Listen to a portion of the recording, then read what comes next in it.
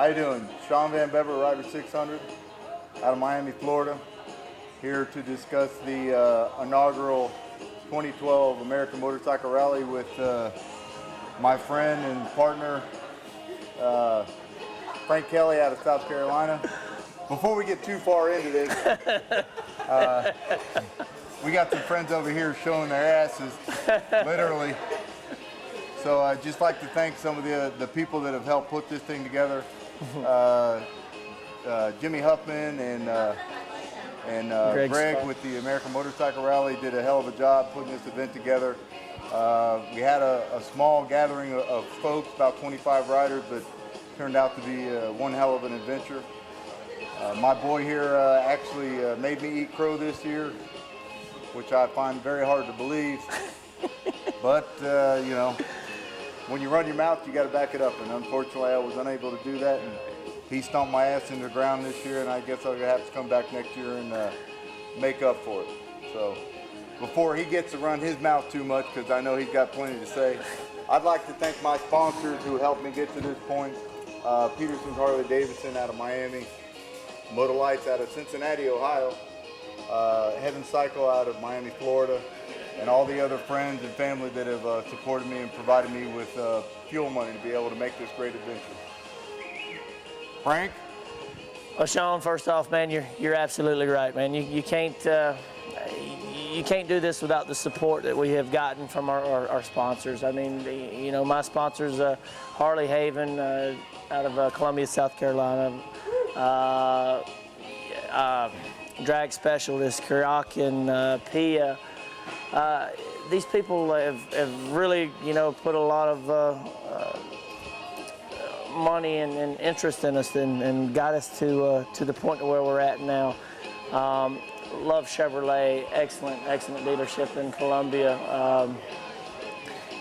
So many people, huh? Thermacell. Yes, and then Thermacell.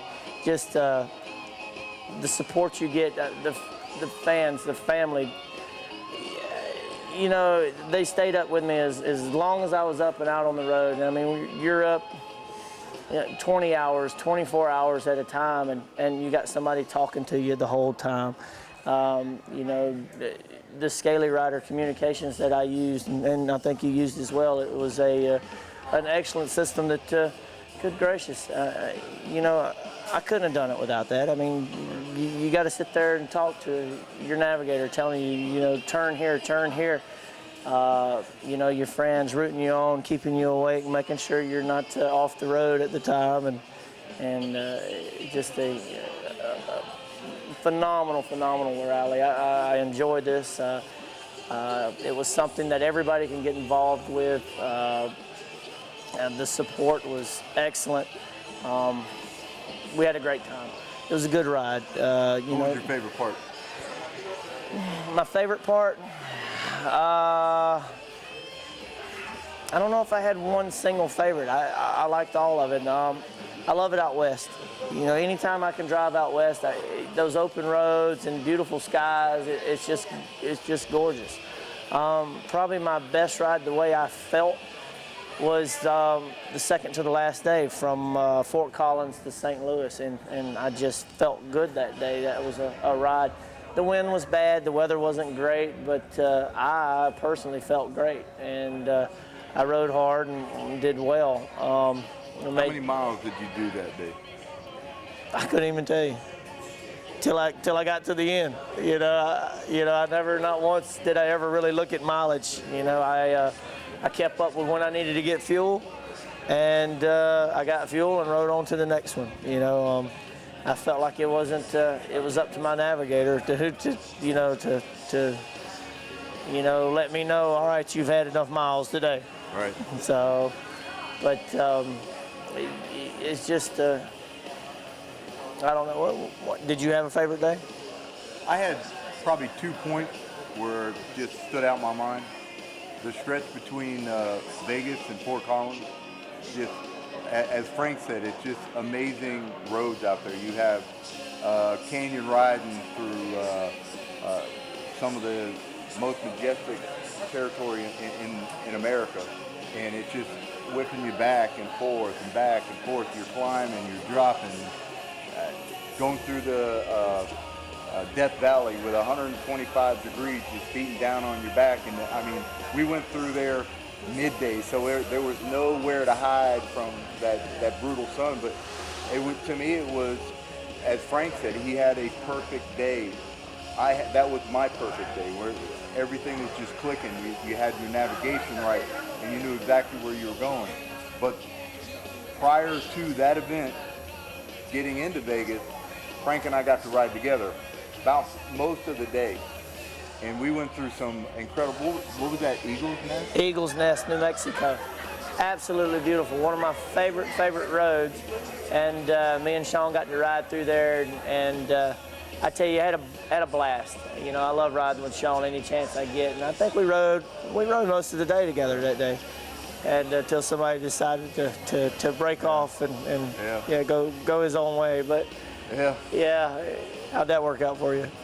Well, that's something I want to get into with you. I know that I put my bike on the ground twice. And the one he's talking about, we rode together through Eagle's Nest, and we got to the bridge. What was the bridge name? Oh, I can't even remember. There was a point of interest on a bridge. And we got there, and Frank said, all right, you know, let's go. And he turns around to head back. I'm like, where the fuck are you going? And he goes, I'm going to the next point of interest. And I said, well, I'm going this way. He goes, you sure you want to do that? And I thought I was right. Well, he went his way, I went mine. I wound up in the Grand Canyon, but there was no roadway.